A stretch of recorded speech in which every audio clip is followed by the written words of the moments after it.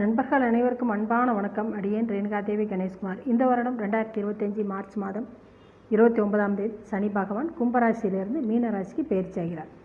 இதுவரைக்குமே உங்களுக்கு 7.5 நாடு சனி 2ஆம் இடத்துல பாத சனியாக இருந்தது. சனி பகவான் இப்போ மாறுது, உங்களுக்கு 7.5 நாடு விலகுச்சு.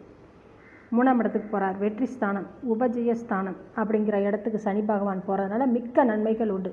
பொருளாதார வசதியை கொடுப்பார். வீடு, வண்டி, வாகனம், மனை அப்படின்னுலாம் நீங்கள் வாங்குவீங்க. பொருள் வசதி ஏற்படும்.